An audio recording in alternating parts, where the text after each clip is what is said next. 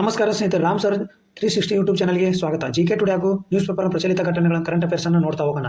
ನೀವು ಪ್ರಚಲಿತ ಘಟನೆ ಇಂಪಾರ್ಟೆಂಟ್ ಆಗಿರ್ತವೆ. ನ್ಯೂಸ್ ಪೇಪರ್ ಆರ್ಟಿಕಲ್ ಬಂದಿರ್ತಂಥ ಎಲ್ಲ ಕರೆಂಟ್ ಅಫೇರ್ಸ್ ಇಂಪಾರ್ಟೆಂಟ್ ನೆನ್ಬಿಟ್ಟು ಮುಂದೆ ಬರ್ತಕ್ಕಂಥ ಎಲ್ಲ ಎಕ್ಸಾಮ್ನ ನಡೆಸೋದ್ರಿಂದ very very important news paper article ನೋಡಿ. ಕರೆಂಟ್ ಅಫೇರ್ಸ್ ಒಂದು ಸಾಗರ ಇದ್ದಂಗೆ, ನೀವು ಡೈಲಿ ಅಪ್ಡೇಟ್ ಇರಲೇಬೇಕು. ಅದಾದ ಈಗ ಇವತ್ತಿನ ಪ್ರಚಲಿತ ಘಟನೆ ನೋಡೋದಾದ್ರೆ, ದೇಶದ ಅತ್ಯಂತ ಕಿರಿಯ ನಗರಸಭಾ ಅಧ್ಯಕ್ಷ ಯಾರು? Option A Mitali Thakur, option B Diya Meen, option C Pushpendra Saroj, option D A K. Antony. ಇದಕ್ಕೆ ಸರಿಯಾದ ಉತ್ತರ ಸ್ನೇಹಿತರೆ ಆಪ್ಷನ್ ಬಿ ದಿಯಾ ಬೀನು. ಇಲ್ಲಿದೆ ನೋಡಿ, ದಿಯಾ ಬೀನು ಭಾರತದ ಅತ್ಯಂತ ಕಿರಿಯ ನಗರಸಭೆ ಅಧ್ಯಕ್ಷರಾಗಿರ್ತಾರೆ. ಹಂಗಾದ್ರೆ ಮಿತಾಲಿ ಠಾಕೂರ್ ಯಾರು? ಇವರು ಅತ್ಯಂತ ಕಿರಿಯ MLA, ಬಿಹಾರದವ್ರು ನೋಡಿ. ಬಿಹಾರ ರಾಜ್ಯದ ಅತ್ಯಂತ ಕಿರಿಯ MLA ನೋಡು. ಇಂಡಿಯಾದ ಅತ್ಯಂತ ಕಿರಿಯ MLA ಇತ್ತೀಚೆಗೆ ಎಲ್ಲಿ ಅಲಿಗಢ ವಿಧಾನಸಭಾ ಕ್ಷೇತ್ರದಿಂದ ಗೆದ್ದಂಥವ್ರು ಬಿಹಾರ ಎಲೆಕ್ಷನ್ ಒಳಗೆ ಅತ್ಯಂತ ಕಿರಿಯ MLA. ಇವರು ನಗರಸಭಾ ಅಧ್ಯಕ್ಷರು. ಇವರು ನಗರಸಭಾ ಅಧ್ಯಕ್ಷ ದಿಯಾ ಬೀನು. ಹಾಗಾದ್ರೆ ಪುಷ್ಪೇಂದ್ರ ಸ್ವರಾಜ್ ಇವರೇನು? ಅತ್ಯಂತ ಚಿಕ್ಕ ವಯಸ್ಸಿನ MP ನೋಡಿ. ಎಲ್ಲಿ UP-ದವರು. ಇವರು UP ಅತ್ಯಂತ ಚಿಕ್ಕ ವಯಸ್ಸಿನ MP ಆಗಿರ್ತಾರೆ. ಎ.ಕೆ. ಆಂಟೋನಿ ಹಾಗಾದ್ರೆ ಅತ್ಯಂತ ಚಿಕ್ಕ ವಯಸ್ಸಿನ CM. ಇವರು ಕೇರಳದಾಗಿರು 1998 ನೋಡಿ. ಅತ್ಯಂತ ಚಿಕ್ಕ ವಯಸ್ಸಿನ CM ಆಗಿರ್ತಾರೆ ಸ್ನೇಹಿತರು. ಅತ್ಯಂತ ಚಿಕ್ಕ ವಯಸ್ಸಿನ CM ಆಗಿರ್ತಾರೆ ಎ.ಕೆ. ಆಂಟೋನಿ ಅವರು. ಹಂಗಾರೆ ಪುಷ್ಪೇಂದ್ರ ಸ್ವರಾಜ್ ಅತ್ಯಂತ ಚಿಕ್ಕ ವಯಸ್ಸಿನ MP, ದಿಯಾ ಬೀನು ಏನು ನಗರಸಭಾ ಅಧ್ಯಕ್ಷರು ಅತ್ಯಂತ ಚಿಕ್ಕ ವಯಸ್ಸು, ಮಿತಾಲಿ ಠಾಕೂರ್. ಇದ್ರ ಪೂರ ಸಂಪೂರ್ಣ ಎಕ್ಸ್ಪ್ಲೇಷನ್ ನೋಡೋದಾದ್ರೆ ಇಲ್ಲಿದೆ ನೋಡಿ. ದಿಯಾ ಬಾನು ಭಾರತದ ಅತ್ಯಂತ ಕಿರಿಯ ನಗರಸಭಾ ಅಧ್ಯಕ್ಷರಾಗಿರ್ತಾರೆ. ಕೊಟ್ಟಾಯಂ ಕೇರಳ, ಕೊಟ್ಟಾಯಂ ಪಾಲ್ ನಗರಸಭೆಯಲ್ಲಿ ಜಿಲ್ಲೆಯ ಪಾಲ್ ನಗರಸಭೆ 21 ಹರಿಯಾದರ ದಿಯಾ ಬಾನು ಪುಲಿಕಂದಂ ಅವರನ್ನು ತನ್ನ ಅಧ್ಯಕ್ಷನಾಗಿ ಆಯ್ಕೆ ಮಾಡುವ ಮೂಲಕ ಇತಿಹಾಸವನ್ನು ನಿರ್ಮಿಸಿದ್ದಾರೆ. ತನ್ನ ಮೂಲಕ ದಿಯಾ ದೇಶದ ಅತ್ಯಂತ ಕಿರಿಯ ನಗರಸಭಾ ಅಧ್ಯಕ್ಷ ಎಂಬ ಹೆಗ್ಗಳಿಕೆಗೆ ಪಾತ್ರರಾಗಿರ್ತಾರೆ ನೋಡಿ. ಚುನಾವಣೆಯಲ್ಲಿ ಯಾವುದೇ ಪಕ್ಷ ಸ್ಪಷ್ಟ ಬಹುಮತ ದೊರೆಯಿದ್ದರೆ ವಾರದ ರಾಜಕೀಯ ಅನಿಶ್ಚಿತೆಯಿಂದ ಈ ಬಳಿಕ ದಿಯಾ ಅಧ್ಯಕ್ಷರಾಗಿ ಹುದ್ದೆಗೇರಿದ್ದಾರೆ ನೋಡಿ. ಇವರು ಭಾರತದ ಅತ್ಯಂತ ಚಿಕ್ಕ ನಗರಸಭಾ ಅಧ್ಯಕ್ಷ, ಚಿಕ್ಕ ವಯಸ್ಸಿನ ನಗರಸಭಾ ಅಧ್ಯಕ್ಷರಾಗಿರ್ತಾರೆ ನೋಡಿ. ದಿಯಾ ಬೀನು ಇವರು ಯಾರು? ಎಲ್ಲಿಯವರು? ಕೊಟ್ಟಾಯಂ, ಎಲ್ಲಿ ಕೇರಳದ ಕೊಟ್ಟಾಯಂ ಜಿಲ್ಲೆಯ ಪಾಲ್ ನಗರದಲ್ಲಿ ನೋಡಿ ಸ್ನೇಹಿತರೆ. ಈಗ ನೆಕ್ಸ್ಟ್ ಕ್ವಶನ್ ನೋಡ್ತಾ ಹೋದ್ರೆ, ದುಲಸ್ತಿ ಜಲ ವಿದ್ಯುತ್ ಯೋಜನೆಯು ಯಾವ ನದಿಗೆ ನಿರ್ಮಿಸಲಾಗಿದೆ? ದುಲಸ್ತಿ ಜಲ ವಿದ್ಯುತ್ ಯೋಜನೆಯು ಯಾವ ನದಿಗೆ ನಿರ್ಮಿಸಲಾಗಿದೆ? ದುಲಸ್ತಿ ಜಲ ವಿದ್ಯುತ್ ಯೋಜನೆ ನೋಡಿ, ಇಂಪಾರ್ಟೆಂಟ್ ಇದು. ಪ್ರೆಸೆಂಟ್ ನ್ಯೂಸ್ ಆರ್ಟಿಕಲ್ ನೋಡಿ, news paper article. Option A Chenab, option B Sutlej, option B C Ravi, option D Ganga. ಇದಕ್ಕೆ ಸರಿಯಾದ ಉತ್ತರ ಸ್ನೇಹಿತರೆ ಆಪ್ಷನ್ ಎ ಚಿನಾಬ್ ನದಿ ನೋಡಿ. ಪೇಪರ್ನಲ್ಲಿ ಆರ್ಟಿಕಲ್ ಬಂದಿದೆ ನೋಡಿ. ಸಿಂಧು ಜಲ ಒಪ್ಪಂದ ನೆನ್ಪಿಟ್ರೆ 1960 ನಡೀತಲ್ಲ ಸಿಂಧು ಜಲ ಒಪ್ಪಂದ. ಪಾಕ್ ಮತ್ತು ಹಿಂದೂ ಜಲ ಒಪ್ಪಂದ, ಪಾಕ್ ಮತ್ತು ಇಂಡಿಯಾದ ನಡುವೆ ನಡೀತಲ್ಲ ಯಾವುದು? ಸಿಂಧು ಜಲ ಒಪ್ಪಂದ. ಯಾರ್ಯಾರು ಇದ್ರು ಪ್ರಧಾನಮಂತ್ರಿಗಳು ಯಾರಿದ್ರು ಅವಾಗ? ಪ್ರಧಾನಮಂತ್ರಿಗಳು ಯಾರಿದ್ರು? ಜವಾಹರ್ಲಾಲ್ ನೆಹರು ನಮ್ಮ ಕಡೆಗಿದ್ರೆ, ಪಾಕಿಸ್ತಾನ ಕಡೆಗೆ ಯಾರಿದ್ರು? ಅಯೂಬ್ ಖಾನ್ ಇದ್ದ ನೋಡಿ. ಅಯೂಬ್ ಖಾನ್ ಪಾಕಿಸ್ತಾನದ ಇವರು ಪ್ರಧಾನಮಂತ್ರಿ ಆಗಿದ್ರು. ಭಾರತದ ಯಾರು? ಜವಾಹರ್ಲಾಲ್ ನೆಹರು ಆಗಿದ್ರು. ಆದರೆ ಪಾಕಿಸ್ತಾನದ ಅಯೂಬ್ ಖಾನ್ ಆಗಿದೆ. ಎಷ್ಟು? 1960 ಯಾವ್ದಿದು? ಇಂಡೋ ಪಾಕ್ ಸಿಂಧು ಜಲ ನದಿ ಒಪ್ಪಂದ ಆಗಿರ್ತದೆ. ಅದಕ್ಕೆ ದುಲಸ್ತಿ ಜಲ ವಿದ್ಯುತ್ ಯೋಜನೆ ಯಾವ ನದಿಗೆ? ಚಿನಾಬ್ ನದಿಗೆ ನೋಡಿ. ಸಿಂಧು ಜಲ ಒಪ್ಪಂದದ ಬಳಿಕ ಪಾಕಿಸ್ತಾನಕ್ಕೆ ಭಾರತದಿಂದ ಮತ್ತೊಮ್ಮೆ ಮರ್ಮಘಾತ. ದುಲಸ್ತಿ 2 ಜಲ ವಿದ್ಯುತ್ ಯೋಜನೆ ಇತ್ತೀಚೆಗೆ ಒಪ್ಪಿಕೊಂಡಿದೆ. ಅಂದ್ರೆ ಏನಿದು ದುಲಸ್ತಿ ಜಲ ವಿದ್ಯುತ್ ಯೋಜನೆ ನೋಡಿ ಸ್ನೇಹಿತರಲ್ಲಿ ಎಕ್ಸ್ಪ್ಲನೇಷನ್. ದುಲಸ್ತಿ ಜಲ ವಿದ್ಯುತ್ ಯೋಜನೆಗಳು ಸಮ್ಮತಿ ಪಾಕ್ ಮತ್ತಷ್ಟು ಸಂಕಟ. ಇದು ಏನು ನೋಡಿ, ಜಮ್ಮು ಮತ್ತು ಕಾಶ್ಮೀರದ ಕಿಶ್ತ್ವಾರ್ ಜಿಲ್ಲೆಯಲ್ಲಿ ಚಿನಾಬ್ ನದಿಗೆ ಹರಿವಿನಲ್ಲಿ 260 ಮೆಗಾವ್ಯಾಟ್ನ ಸಾಮರ್ಥ್ಯದ ವಿದ್ಯುತ್ ಉತ್ಪಾದನೆ ಘಟಕ ಸ್ಥಾಪಿಸಿದೆ. ಕೇಂದ್ರ ಪರಿಸರ ಸಚಿವಾಲಯ ಅನುಮೋದನೆ ನೀಡಿದೆ ನೋಡಿ ಸ್ನೇಹಿತರೆ. ಅಂದ್ರೆ ಇದು 2ನೇ ಹಂತದ ಜಲ ವಿದ್ಯುತ್ ಯೋಜನೆ ಆಗಿರ್ತದೆ. ಯಾವುದು?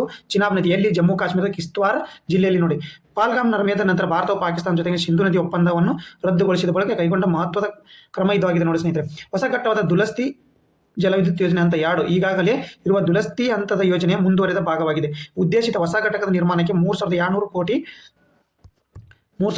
ಕೋಟಿ ಅಂದಾಜು ವೆಚ್ಚಿಸಲಾಗಿದೆ. ಇದು ಪ್ರಮುಖ ಅಂಶಗಳನ್ನು ನೋಡಿ ಸ್ನೇಹಿತರಲ್ಲಿ. ಪ್ರಮುಖ ಅಂಶಗಳು: ಸ್ಥಾನ ಕಿಶ್ತ್ವಾರ್ ಜಿಲ್ಲೆ, ಜಮ್ಮು ಕಾಶ್ಮೀರ ನೋಡಿ. ಏನಿದೆ ಇಂಪಾರ್ಟೆಂಟ್, ಎಲ್ಲಿ ಬರ್ತೈತೆ ಅಂತ ಕೇಳ್ತಾರೆ. ನದಿ ಯಾವುದು? ಚಿನಾಬ್ ನದಿ. ಸಾಮರ್ಥ್ಯ ಒಂದನೇ ಹಂತ ಎಷ್ಟಾಗೆ? ಒಂದನೇ ಹಂತ ನೋಡಿ 3,309 ಮೆಗಾವ್ಯಾಟ್. 2ನೇ ಹಂತದ್ದು 260 ಮೆಗಾವ್ಯಾಟ್. ಒಟ್ಟು 650 ಮೆಗಾವ್ಯಾಟಿನ ಯೋಜನೆ ಆಗಿರುತ್ತೆ ಸ್ನೇಹಿತರದು. ನಿರ್ವಹಣೆ ಯಾರು ಮಾಡ್ತಾರೆ? NHPC ನೋಡಿ. ನಿರ್ವಹಣೆ NHPC. ಒಂದನೇ ಹಂತ ಎಷ್ಟನೇ ಸ್ಥಾಪನೆ ಆಯ್ತಂದ್ರೆ? ಒಂದನೇ ಹಂತ ಸ್ಥಾಪನೆ ಆಗಿದ್ದು ಯಾವಾಗ? ಎಷ್ಟರ ಕಾರ್ಯಾರಂಭ ಮಾಡಿತಿ? 2007 ನೋಡಿ. ಈಗ 2ನೇ ಹಂತ ಬಂದ್ಬಿಟ್ಟು ಎಷ್ಟಿಗೆ? 260 ಮೆಗಾವ್ಯಾಟಿಂದ 2025 ನೋಡಿ. ನೆನ್ಪಿಟ್ಟವ್ರಿ 2025 2ನೇ ಹಂತ ಸ್ಟಾರ್ಟ್. ಇದು ಇಂಪಾರ್ಟೆಂಟ್. ದುಲಸ್ತಿ ಜಲ ವಿದ್ಯುತ್ ಯೋಜನೆ ನೆನ್ಪಿಟ್ಟವ್ರಿ. ಇಂಡೋ ಪಾಕ್ ಸಿಂಧು ನದಿ ಜಲ ಒಪ್ಪಂದದ ಮೇರೆಗೆ ಆಗಿರ್ತದೆ ಇದು. ಹಂತ 1 ಮತ್ತು 2007 ಅಂತ 2ನೇದು ನೋಡಿ. ಈಗ ಆಗಿರೋದು 2026. ಈಗ ನೆಕ್ಸ್ಟ್ ಕ್ವಶನ್ ನೋಡ್ತಾ ಹೋದ್ರೆ ಇದು ಇಂಪಾರ್ಟೆಂಟ್ ನೋಡಿ. ಈಗ ಇದು ಅಂತ ಇಂಟರ್ನ್ಯಾಷನಲ್ ನ್ಯೂಸ್, ಇದು ಆರ್ಟಿಕಲ್ ನ್ಯೂಸ್ ಪೇಪರ್ಲಿ ಬಂದು. ಸ್ವಯಂ ಘೋಷಿತ ಸೋಮಲ್ಯಾಂಡ್ ಗಣರಾಜ್ಯವನ್ನು ಸ್ವತಂತ್ರ ಮತ್ತು ಸಾರ್ವಭೌಮ ರಾಷ್ಟ್ರವೆಂದು ಔಪಚಾರಿಕವಾಗಿ ಗುರುತಿಸಿದ ಮೊದಲ ದೇಶ ಯಾವುದು? ಇದು ನೋಡಿ ಇಂಪಾರ್ಟೆಂಟ್ ಆರ್ಟಿಕಲ್ ಬಂದಿದೆ ನೋಡಿ ನ್ಯೂಸ್ ಪೇಪರ್ನಾಗೆ. Option A Egypt, option B United States, option C Israel, option D Bharat. ಈ ಸರಿಯಾದ ಉತ್ತರ ಬಂದ್ಬಿಟ್ಟು ಸ್ನೇಹಿತರೆ ಆಪ್ಷನ್ ಸಿ ಇಸ್ರೇಲ್ ನೋಡಿ. ಇಲ್ಲಿ ಇಸ್ರೇಲ್ ತಿರಸ್ಕರಿಸಿದ ಪ್ಯಾಲೆಸ್ತೇನಿಯರ ಪ್ರಾಧಿಕಾರ ಆಫ್ರಿಕಾ ಒಕ್ಕೂಟ, ತುರ್ಕಿ, ಈಜಿಪ್ಟ್ ಸೇರಿದಂತೆ ವ್ಯಾಪಕ ಖಂಡನೆ ಮಾಡಿದೆ. ಸೊಮಾಲಿಲ್ಯಾಂಡ್ಗೆ ಅಧಿಕೃತ ಮಾನ್ಯ ನೀಡಿದ ಇಸ್ರೇಲ್ ನೋಡಿ. ಇಸ್ರೇಲ್ ಸರಿಯಾದ ಉತ್ತರ ಇದಕ್ಕೆ ಇಸ್ರೇಲ್. ಇದರ ಎಕ್ಸ್ಪ್ಲನೇಷನ್ ನೋಡಿ ಸ್ನೇಹಿತರಲ್ಲಿ. ಸೋಮಲ್ಯಾಂಡ್ ಎಲ್ಲಿ ಬರ್ತೈತಿ ಏನು ಎಲ್ಲ ನೋಡ್ಕೊಳ್ಳಿ ಇಲ್ಲಿ. ಡಿಸೆಂಬರ್ 26, 2025 ಇಸ್ರೇಲ್ ಸ್ವಯಂ ಘೋಷಿತ ಸೋಮಲ್ಯಾಂಡ್ ಗಣರಾಜ್ಯವನ್ನು ಸ್ವತಂತ್ರ ಮತ್ತು ಸಾರ್ವಭೌಮ ರಾಷ್ಟ್ರವೆಂದು ಔಪಚಾರಿಕವಾಗಿ ಗುರುತಿಸಿದ ಮೊದಲ ದೇಶವಾಗಿದೆ ನೋಡಿ. ಇಲ್ಲಿ ಕಾಣುತ್ತೆ ನೋಡಿ ಸ್ನೇಹಿತರೆ ಸೋಮಲ್ಯಾಂಡ್.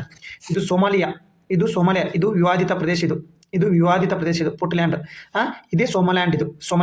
ಇದು ಏನು ಬರ್ತೈತಿ ಇಲ್ಲಿ, ಇದು ಸೋಮಾಲಿಯಾದಿಂದ ಪ್ರತ್ಯೇಕ ನಾವು ಒಂದು ರಾಷ್ಟ್ರ ಅನ್ಕೊಂಡು ಇಷ್ಟು ದಿವಸ ಆಡಳಿತ ಮಾಡ್ತಾರೆ ಸ್ನೇಹಿತರೆ. ಇಲ್ಲಿ ಆಡಳಿತ ಸಪ್ರೇಟ್ ಐತೆ, ಬಟ್ ಯಾವುದೇ ರಾಷ್ಟ್ರಗಳು ಇದನ್ನ ಗುರುತಿಸಿಲ್ಲ.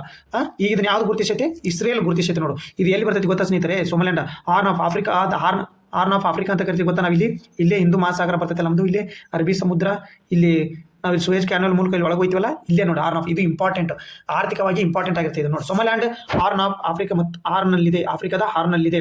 ಮತ್ತು ಇದ್ರ ಸುತ್ತಮುತ್ತಲಿನ ಪ್ರದೇಶಗಳು ನೋಡ್ಕೊಂಡು ಸ್ನೇಹಿತರೆ ಇಂಪಾರ್ಟೆಂಟ್ ಕೇಳ್ತಾರೆ. ಸೋಮಾಲಿಯಾದ ಗಡಿ ಹಂಚಿಕೊಂಡ ರಾಷ್ಟ್ರಗಳು ಜಿಬೋಟಿ, ಇಥೋಪಿಯಾ, ಸೋಮಾಲಿಯಾ ಮತ್ತು ಪಂಟ್ಲ್ಯಾಂಡ್ ಪ್ರದೇಶಗಳೊಂದಿಗೆ ಗಡಿ ಹಂಚಿಕೊಂಡೈತೆ ನೋಡಿ. ಇಂಪಾರ್ಟೆಂಟ್ ನೋಡಿ, ಸೋಮಾಲಿಯಾ, ಇಥೋಪಿಯಾ, ಜಿಬೋಟಿ ಮತ್ತು ಪುಟ್ಲ್ಯಾಂಡ್ ಜೊತೆ ಇದೇನು ಗಡಿ ಹಂಚಿಕೊಂಡೈತೆ. ಹಂಗಾರೆ ಸೋಮಲ್ಯಾಂಡ್ ಇದು ಏನು ಅಡೇನ್ ಕೊಲ್ಲಿಯ ಉದ್ದಕ್ಕೂ, ಇದನ್ನ ಅಡೇನ್ ಕೊಲ್ಲಿ ಅಂತ ಕರಿತೀವಿ ಸ್ನೇಹಿತರೆ ನಾವು, ನೆನಪಿರ್ಲಿ ನಿಮ್ಗೆ. ಇದು ಅಡೇನ್ ಕೊಲ್ಲಿ ಅಂತ ಕರಿತೀವಿ ನಾವು.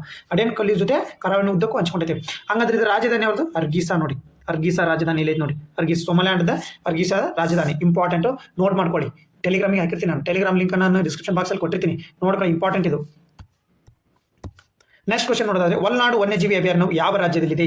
ಒಳನಾಡು ಇಂಪಾರ್ಟೆಂಟ್ ಅಂತ ಎದಕ್ಕಂತ ಹೇಳ್ತೀನಿ. ಇದು article GK today important current affairs. ಇದು option A Tamil Nadu, option B Maharashtra, option C Karnataka, option D Kerala. ಇದು ಸರಿಯಾದ ಉತ್ತರ ಸ್ನೇಹಿತರೆ.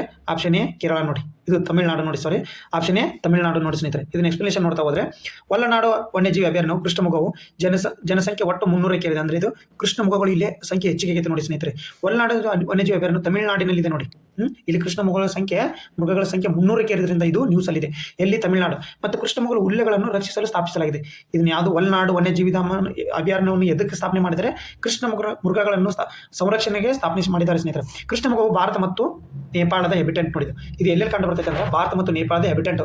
ಸ್ಥಳೀಯವಾಗಿ ಒಂದು ಹುಲ್ಲೆ ಜಾತಿಯಾಗಿದ್ದು ಪ್ರಾಥಮಿಕವಾಗಿ ತೆರೆದ ಹುಲ್ಲುಗಾವಲುಗಳು, ಒಣಪೊದೆಗಳು ಮತ್ತು ಲಘು ಅರಣ್ಯ ಪ್ರದೇಶಗಳಲ್ಲಿ ವಾಸಿಸುತ್ತದೆ ನೋಡಿ. ಹೆಬಿಟೆಂಟ್ ಕೇಳ್ತಾರೆ ಸ್ನೇಹಿತರೆ, ಇಂಪಾರ್ಟೆಂಟ್. ಹೆಬಿಟೆಂಟ್ ಅನ್ನು ಕೇಳ್ತಾರೆ. ಇದು ರಾಜಸ್ಥಾನ. ಭಾರತದಲ್ಲಿ ಎಲ್ಲಿ ಹೆಬಿಟೆಂಟ್ ಹಂಗಾರೆ? ಇದು ರಾಜಸ್ಥಾನ್, ಗುಜರಾತ್, ಮಧ್ಯಪ್ರದೇಶ, ತಮಿಳುನಾಡು, ಒಡಿಶಾ, ಪರ್ಯಾಯ ದ್ವೀಪ, ಭಾರತ ಇತರ ಭಾಗಗಳಲ್ಲಿ ವಿಸ್ತರಿಸಿದೆ. ಇಷ್ಟು ರಾಜ್ಯಗಳಿಗೆ ವಿಸ್ತರಿಸಿದೆ. ಇವನ್ನೆಲ್ಲ ಕ್ವಶನ್ ಹೇಳಿಕೆ ರೂಪದಾಗ ಕೇಳ್ತಾನೆ ಸ್ನೇಹಿತರೆ, ಇಂಪಾರ್ಟೆಂಟ್ ನೋಡ್ಕೊಳ್ಳಿ. ಈಗ ನೆಕ್ಸ್ಟ್ ಕ್ವಶನ್ ನೋಡೋದಾದ್ರೆ, ಕಾಂಗರ್ ಕಣಿವೆ ರಾಷ್ಟ್ರೀಯ ಉದ್ಯಾನವನವು ಯಾವ ರಾಜ್ಯದಲ್ಲಿದೆ? ಕಾಂಗರ್ ಕಣಿವೆ ಯಾವ ರಾಜ್ಯದಲ್ಲಿದೆ ಅಂದರೆ option A Madhya Pradesh, option B Jharkhand, option C Uttarakhand, option D Chhattisgarh. ಇದು ಸರಿಯಾದ ಉತ್ತರ ಬಂದ್ಬಿಟ್ಟು ಸ್ನೇಹಿತರೆ. ಇದು ಸರಿಯಾದ ಉತ್ತರ ಆಪ್ಷನ್ ಡಿ ಛತ್ತೀಸ್ಗಢ.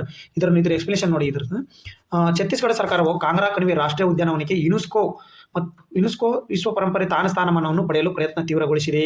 ಅಂದರೆ ಇದಕ್ಕೆ ಮೊದಲಕ್ಕೆ ಏನೇನಿತ್ತು, ವಿಶ್ವ ಪರಂಪರೆ ಸ್ಥಾನ ಕೊಡೋಕ್ಕೆ ಕೊಟ್ಟರೆ ಅಲ್ಲಿ ಒಂದಿಷ್ಟು ಡೆವಲಪ್ಮೆಂಟ್ ಆಯ್ತು ಸ್ನೇಹಿತರೆ. ಅದಕ್ಕೋಸ್ಕರ ಅಲ್ಲಿ ಸಂರಕ್ಷಣೆ ಆಗುತ್ತೆ. ಅದಕ್ಕೋಸ್ಕರ ಅದನ್ನ ಕೊಡಿಸಲಿಕ್ಕೆ ಛತ್ತೀಸ್ಗಢ ಸರ್ಕಾರವು ಮನವಿ ಮಾಡೈತೆ. ಬಟ್ ಇದು ಯುನೆಸ್ಕೋ ಸಲ್ಲಿಸುವ ಜೀವ ವೈವಿಧ್ಯ ಸಮೀಕ್ಷೆ ನಡೆಸಲು ಭಾರತೀಯ ವನ್ಯಜೀವಿ ಸಂಸ್ಥೆ ನಿಯೋಜಿಸಲಾಗಿದೆ. ಅಂದ್ರೆ ಈಗ ಅಲ್ಲಿ ಕೊಡ್ಬೇಕಂದ್ರೆ ಇಂಡಿಯಾದ ಇದು ಏನೈತಲ್ಲ ವನ್ಯಜೀವಿ ಸಂಸ್ಥೆ, ಅದೇನು ಸರ್ವೆ ಮಾಡುತ್ತೆ ಫಸ್ಟಿಗೆ. ಪ್ರಸ್ತುತ ಇದು ಕಾಂಗರ್ ವನ್ಯಜೀವಿ ಧಾಮ ಏನೈತಿ, ಕಾಂಗರ ಕಣಿವೆ ರಾಷ್ಟ್ರೀಯ ಉದ್ಯಾನವನ ಏನೈತಿ, ಇದು ಸಿರ್ಪುರ್ ಪುರಾತತ್ವ ತಾಣಗಳ ಯುನೆಸ್ಕೋ ತಾತ್ಕಾಲಿಕ ಪಟ್ಟಿಯಲ್ಲಿ ಐತಿ. ಇದು ಏನಿದ್ರಲ್ಲಿ ಸಿರ್ಪುರ್ ಪುರಾತತ್ವ ತಾಣಗಳದು. ಎಲ್ಲಿ? ಕಾಂಗರ್ ಕಣಿವೆ ರಾಷ್ಟ್ರೀಯ ಉದ್ಯಾನದಲ್ಲಿ ಸಿರ್ಪುರ್ ಪುರಾತತ್ವ ತಾಣಗಳಲ್ಲಿ. ಇದು ತಾತ್ಕಾಲಿಕ ಪಟ್ಟಿಯಲ್ಲಿ ಐತಿ. ಯಾವ್ದು? ಯುನೆಸ್ಕೋ ತಾತ್ಕಾಲಿಕ ಪಟ್ಟಿಯಲ್ಲಿ ಐತೆ. ಅಂದ್ರೆ ಮುಂದೆ ಯಾವಾಗಾದ್ರೂ ಘೋಷಣೆ ಮಾಡ್ಬೋದು. ಇದು ಒಂದು ಪ್ಲೇಸ್ ಅದು. ಅಲ್ಲಿ ಸಿರ್ಪುರ್ ಪುರಾತತ್ವ ತಾಣಗಳು ಯಾವ ಉದ್ಯಾನವನದಲ್ಲಿ ಬರ್ತವೆ? ಕಾಂಗರ್ ಕಣಿವೆ ರಾಷ್ಟ್ರೀಯ ಉದ್ಯಾನವನದಲ್ಲಿ ಬರ್ತವೆ. ಕಾಂಗರ್ ಕಣಿವೆ ರಾಷ್ಟ್ರೀಯ ಉದ್ಯಾನವನ ಛತ್ತೀಸ್ಗಢ ಬಸ್ತಾರ್ ಜಿಲ್ಲೆ ಜಗದಲ್ಪುರದಲ್ಲಿದೆ ನೋಡಿ ಸ್ನೇಹಿತರೆ. ಛತ್ತೀಸ್ಗಢದ ಬಸ್ತಾರ್ ಜಿಲ್ಲೆ ಜಗದಲ್ಪುರದಲ್ಲಿದೆ. ಇಂಪಾರ್ಟೆಂಟ್ ನೋಡ್ಕೊಳ್ಳಿ. ಪ್ರೆಸೆಂಟ್ ನ್ಯೂಸ್ ಅಲ್ಲಿ ಯುನೆಸ್ಕೋ ಸಂಬಂಧಪಟ್ಟಿದ್ದು ಒಂದು ಕ್ವಶನ್ ಇದ್ದೇ ಇರುತ್ತೆ, ನೆನ್ಪಿಟ್ಕೊಳ್ಳಿ. ನೆಕ್ಸ್ಟ್ ಕ್ವಶನ್ ನೋಡಿ, ಸುದ್ದಿಯಲ್ಲಿ ಕಂಡುಬರುವ PM ಜನ್ಮಾನ್ ಯೋಜನೆ ಯಾವ ವರ್ಗದ ಜನರಿಗೆ ಸಂಬಂಧಿಸಿದೆ? ಯೋಜನೆಗೆ ಸಂಬಂಧಪಟ್ಟದ ಒಂದು ಕ್ವಶನ್ ಕರೆಂಟ್ ಅಫೇರ್ಸ್ ಇದ್ದೇ ಇರುತ್ತೆ ಸ್ನೇಹಿತರೆ. ಇದು ಆಪ್ಷನ್ ಎ MSME ಮಾಲೀಕರು ಹಾಗೂ ಸಣ್ಣ ರೈತರು ಹಾಗೂ ವಿಶೇಷವಾಗಿ ದುರ್ಬಲ ಬುಡಕಟ್ಟು ಗುಂಪುಗಳಿಗೆ ಮತ್ತು ಆದಿವಾಸಿ ಭಾರತೀಯರಿಗೆ. ಇದು ಸರಿಯಾದ ಉತ್ತರ ಸ್ನೇಹಿತರೆ ಆಪ್ಷನ್ ಸಿ ವಿಶೇಷ ದುರ್ಬಲ ಬುಡಕಟ್ಟು ಗುಂಪುಗಳಿಗೆ ನೋಡಿ ಸ್ನೇಹಿತರೆ. ನೋಡಿ ಇಲ್ಲೇ ಇದ್ರದ್ದು ವಿಶ್ಲೇಷಣೆ ನೋಡಿ. ಪ್ರಧಾನ ಮಂತ್ರಿ ಜನಜಾತಿ ಆದಿವಾಸಿ ನ್ಯಾಯ ಮಹಾ ಅಭಿಯಾನ್. PM ಜನ್ಮಾನ್ ಅಂದ್ರೆ ಏನು? PM ಜನ್ಮಾನದ ವಿಸ್ತೃತ ರೂಪ ನೋಡಿ ಸ್ನೇಹಿತರೆ. ಪ್ರಧಾನ ಮಂತ್ರಿ ಜನಜಾತಿ ಆದಿವಾಸಿ ನ್ಯಾಯ ಮಹಾನ್ ಅಭಿಯಾನ್ ಭಾರತದ ಸರ್ಕಾರ ಪ್ರಮುಖ ಯೋಜನೆಯಾಗಿದ್ದು ಇದನ್ನು ನವೆಂಬರ್ 2023 ಸ್ಥಾಪನೆ ಮಾಡೈತೆ.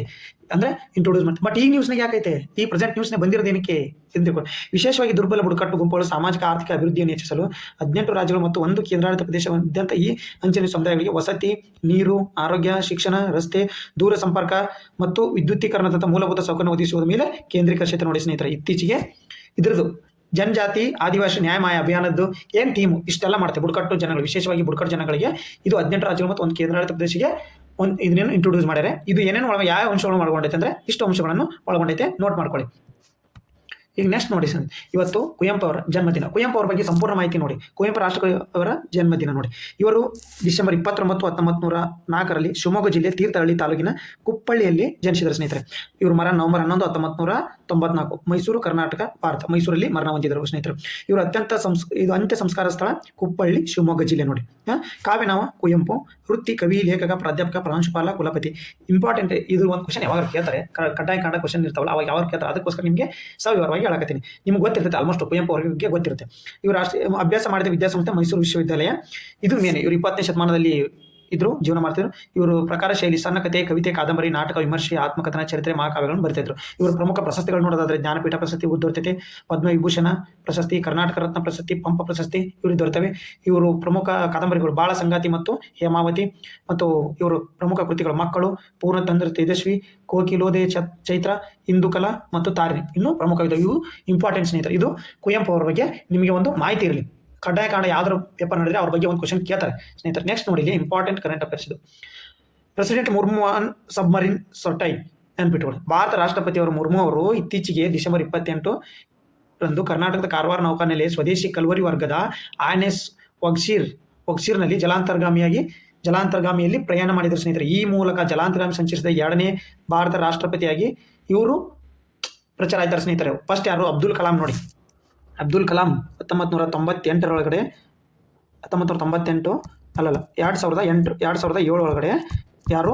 ಅಬ್ದುಲ್ ಕಲಾಂ ಅವರು ಸಂಚಾರ ಮಾಡಿರ್ತಾರೆ ಸ್ನೇಹಿತರೆ. ಆದರೆ 2ನೇ ರಾಷ್ಟ್ರಪತಿಯಾಗಿ ಸಂಚಾರ ಮಾಡಿದವರು ಯಾರು? ರಾಷ್ಟ್ರಪತಿ ಮುರ್ಮು ಅವರು. ಬಟ್ ಮೊದಲ ಮಹಿಳೆ ಅಂತ ಬಂದರೆ ರಾಷ್ಟ್ರಪತಿ ಮುರ್ಮು ಅವ್ರನ್ನೇ ಹಾಕಿ ಅನುಭವ. ಇವ್ರು ಏನಿದ್ರೆ ಅತ್ಯಂತ ವಿಶೇಷವಾಗಿತ್ತು, ಅವರು ಬನಿಸಿದೆ ಮತ್ತು ಇದರ ಭಾರತ ಸ್ವಾವಲಂಬತೆ ಎತ್ತಿ ತೋರಿಸುತ್ತದೆ ಅಂತ ಹೇಳಿದ್ದಾರೆ. ಇಂಪಾರ್ಟೆಂಟ್ ಏನಿದ್ರೆ 2 ಕ್ವಶನ್ ಕೇಳ್ಬೋದು. ರಾಷ್ಟ್ರಪತಿ ಮುರ್ಮು ಅವರು ಯಾವ ಸಬ್ಬರಿನ ಮೂಲಕ ತಮ್ಮ ಪ್ರವಾಸವನ್ನು ಕೈಗೊಂಡಿದ್ದರು? INS ಒಗಿರ್. ಇದು ಕಲ್ವರಿ ವರ್ಗ ಇದು. ಮತ್ತು ಇದೇನಪ್ಪ ಅಂತಂದ್ರೆ ಇವರು ಭಾರತದ 2ನೇ ರಾಷ್ಟ್ರಪತಿ ಆಗಿರ್ತಾರೆ. ಭಾರತದ ಮೊದಲ ಮಹಿಳಾ ರಾಷ್ಟ್ರಪತಿ ಸಬ್ಬರಿನೊಳಗೆ ಸಂಚರಿಸಿದವರು. ಇವತ್ತಿನ ಪ್ರಚಲಿತ ಘಟನೆ ಇಂಪಾರ್ಟೆಂಟ್ ಇರ್ತದೆ ಸ್ನೇಹಿತರೆ. ನ್ಯೂಸ್ ಪೇಪರ್ ಮತ್ತು GK ಟುಡೇ ಎರಡರದು ನಿಮಗೆ ಹೇಳ್ತೀನಿ, ವಿತ್ ಆರ್ಟಿಕಲ್ಸ್ ಹೇಳ್ತೀನಿ. ಇದನ್ನ ನೋಟ್ ಮಾಡ್ಕೊಳ್ಳಿ, ಬರ್ಕೊಳ್ಳಿ. ಇಲ್ಲಾಂದರೆ ಪದೇ ವಿಡಿಯೋ ನೋಡಿ. 1 ದಿವಸ 147 ರೂಲ್ ಗೊತ್ತಲ್ಲ ನಿಮಗೆ? 147 ರೂಲು. 1ನೇ ದಿವಸ ಓದಿದ್ದು 4ನೇ ದಿವಸ ರಿವಿಷನ್ ಮಾಡಬೇಕು, 7ನೇ ದಿವಸ ರಿವಿಷನ್ ಮಾಡಬೇಕು. ಇದೇ 147 ರೂಲ್ ಸ್ನೇಹಿತರೆ. ನಮಸ್ಕಾರ.